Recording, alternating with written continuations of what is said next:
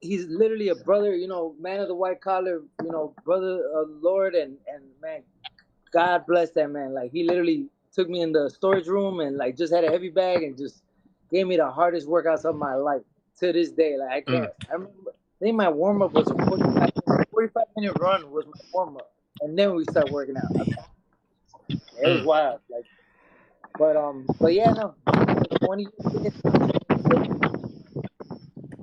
So I was a late bloomer. I was a late bloomer. Like with all the big names like Adrian Broner, Keith Thurman, um, Terrence Crawford. Terrence Crawford was at 32. AB was at 32.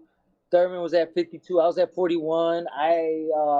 Jesse Vargas actually beat me for in the semifinals for the Mexican Olympic team spot. Let me see who else. I remember Rasheed Warren, Gary Russell. Yeah, like I was there, but I was like high in the rafters, just like scouting, because I was like they already had like 50, 60, 70, 80 fights. I had like 15, 20 fights, so I had to catch up to everybody. But Mm-hmm. and I'm still here, still knocking. Like I want back in, y'all. Hey, that's a lot Yeah. of that's a lot of names, man. That's a lot of names.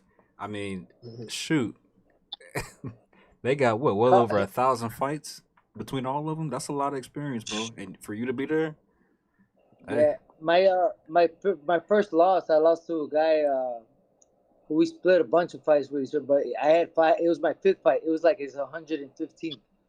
He damn. gave me the Damn. worst beating of my body. The worst beating of my body. Oh my god!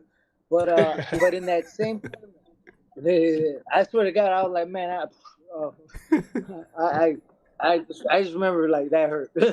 But I didn't buck. I didn't get buck. I didn't get no 8 counts, no nothing. I just kept eating it all, and I almost dropped him. I was just waiting for that one leg, and boom, I got him, and I was like, Mm. oh. And I just had to keep eating the rest.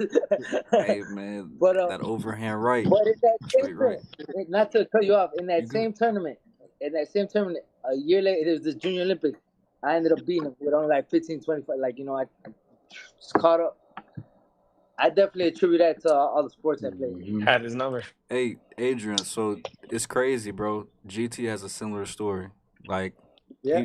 he faced somebody, didn't have the best match, but came back, bro. Bounced back. Same thing, bro. So it's something in the water over here in LaRue's room, bro. It's the It's the perseverance is Midwest, man. there. The Midwest. As Roger, That's rest in true. peace, Roger. Roger K. The Midwest breed the best fighters, man. Shout The out. Great Lakes, baby. The Great Lakes. Hey, Yeah, Region yeah. Actually, Five, Absolutely. Region Five, Region Five. yeah, Region 5. I represented Region 5 for the '08. That's why I actually got a dope ass picture. Like I'm like this, and it's got the great. I made it. I finished fifth for the '08, and I'm like, okay, I didn't make it, whatever. So I was like, I'm gonna go pro, and then that's when Mexico like, ah, mira, somos el comité de. I'm like, oh yeah, I'm going down there.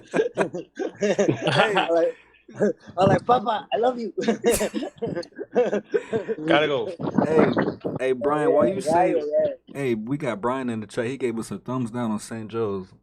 What's up with that, bro? What? Yeah, Who hating on the who? Brian Who? Paulson. Brian, if you see this, bro, we don't like Oh, that, big dog. oh, oh. That's my boy. He's a St. Pat's boy. What up, Brian? That's a good one. No, Rivalry. I shit you not. Like that's why I give respect to the Ohio State. Buckeye. Shout out to Evan Turner. That's my boy. Um, what's it called?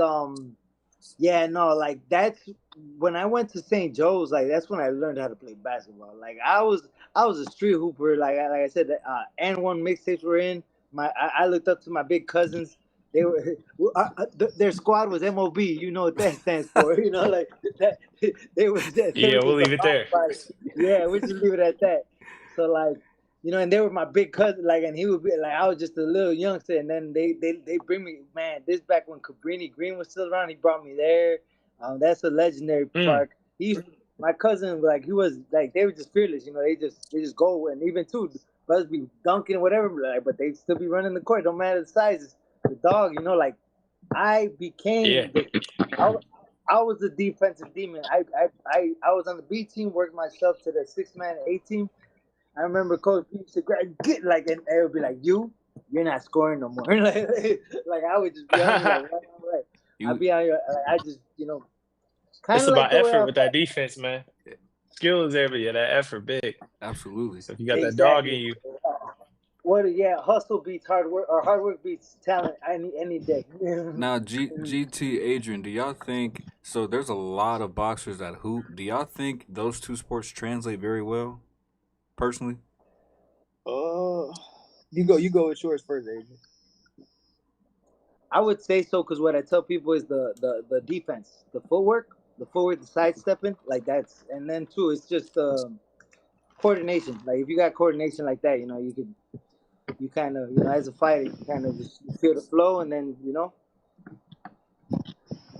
have GT. I think boxers in basketball, I think we're like really naturally gifted on the defensive side, because our hustle mentality, our competitiveness is like we don't want nobody to score. Just like the same thing in boxing, we don't want nobody to land a punch. So hit you. yeah, Right. our number one thing is to keep them from scoring. So we super, you know what I'm saying, on our defense.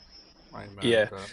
And defense is I kind of played like a too. chess match, and so is boxing. So I guess that kind of makes sense because you try to Big time. pretty much predict the offensive moves or at least counteract just in case you don't, make the right move in the instance. That makes a lot of sense. Facts. Facts. Oh man, I remember my crossover. Hey, hey, G. He said he might have put you on skates, bro. He said he might have put you on skates with the crossover, man. I don't know. Who? I'll tell you this G much. Rice. I got my. Who? Me? Oh wait, Me? I ain't talking. I know I'm gonna get my buckets, and I'm gonna make sure you have a hard time getting yours. I'm not saying you, G Rice, but I'm just saying, speaking in general. He's speaking to anybody out there. So if y'all hear Yeah, this, bro, like he talking to anybody, y'all. just like AB, anybody can get it. Hey, speaking of AB, bro, tell me about these legendary sparring matches, bro. I want to hear about Juan Marquez, AB, everybody you sparred with, bro. What was the work like? I gotta hear it.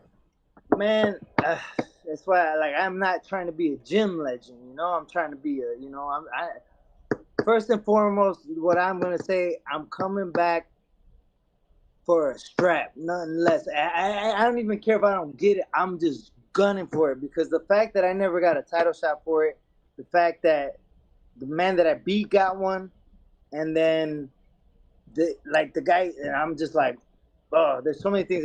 But back to what was the question? Nah, I saw red. we'll come back to that. Let's talk about this. Are you Oh, campaigning at 147? What's up?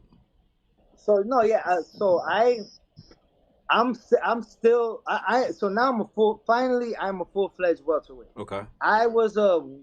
140 throwing all the wolves at 47. I was my favorite because I love I've made so many fans out of trolls because I don't like if I see you talking shit I'm like what you like and I'll be right there with you and then they be in the inbox, oh bro, you a real one. But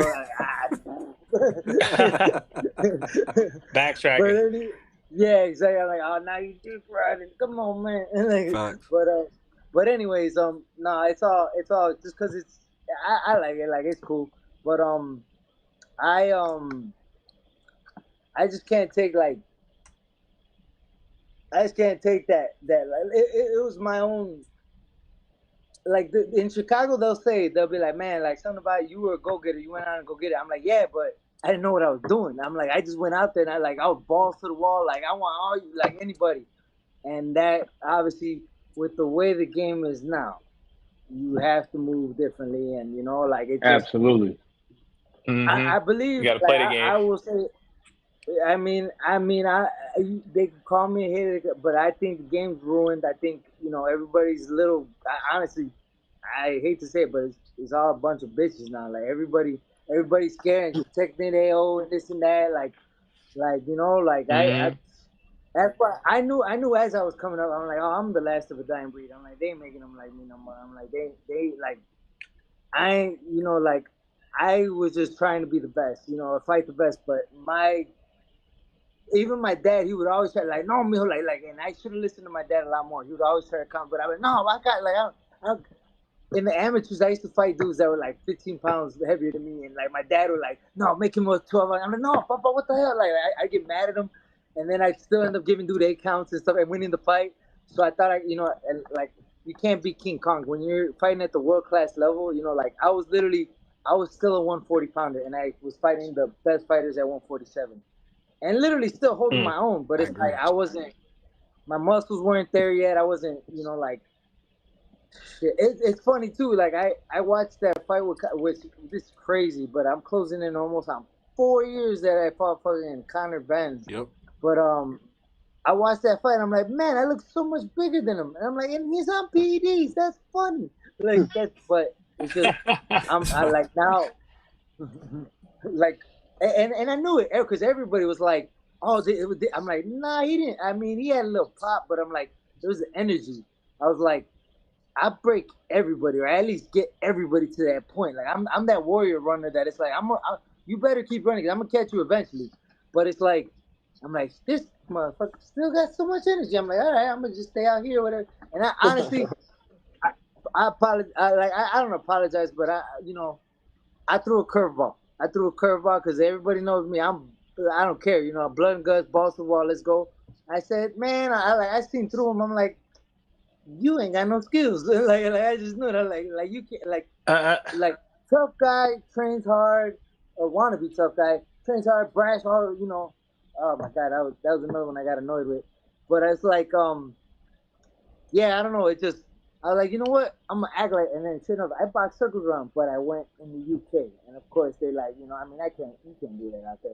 So like, It's tough out uh, there. Yeah. So if you study the fight, it's like, oh, that's it's a chess match that like it's like, oh, but I watched it, I'm like, like wasn't even my best camp either. That's why like I stepped away for a year. That was my plan. I was already boxing for 17 years, 70 amateur fights, 33. I'm like, you know what? Hmm. Let me just take a chill 1 year for myself, whatever.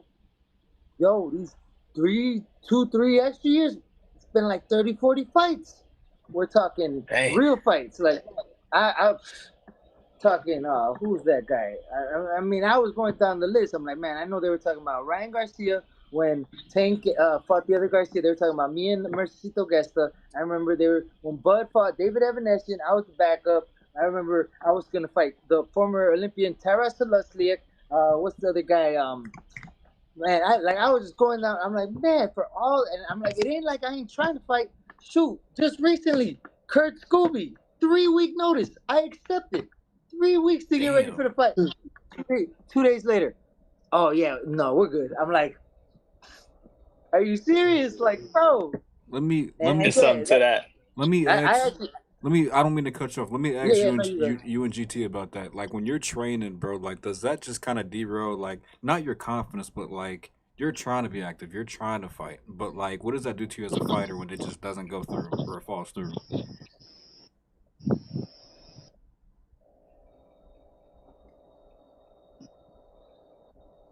I never experienced it as a fighter, but as a coach, me and AB, we had a couple of fights that fell through, um, but we didn't get a chance to get started training, so I wouldn't be able to say. But I can imagine that it would be devastating, man. So I can imagine his answer, especially when you I like mean, saying you want that check, saying, and the my chance, and thing, because it's like Yeah. it's gonna be a huge opportunity because they Check think in they that catching you off guard. chance. Yeah, they think they my my catching you off guard, so it's usually gonna be a huge name and a possibility for an upset to put you where you want to be. So it gotta hurt. It gotta hurt. the biggest frustration is like I tell you guys, it's almost like I to myself, I already know about my gym stories, like gym, like I mean, I got shout outs to big bro David Diaz. I was 17 when me and little bro, God rest his soul, we got him ready for Manny Pacquiao. I got Juan Manuel Marquez ready David for Diaz passed. no, no, David Diaz no, no, passed. no. Little Ed was Woo. 15, and I was 7. No, hell no. David Diaz is shout out to main event real estate. He's doing his thing. Got Oh, no. yeah. And I actually had a conversation with Big Bro the other day. Like I want to say a couple months ago. Like just talking to him, and I just tell him, and he just like he's like, nah, canijo. Like it's time to hang it up, papa.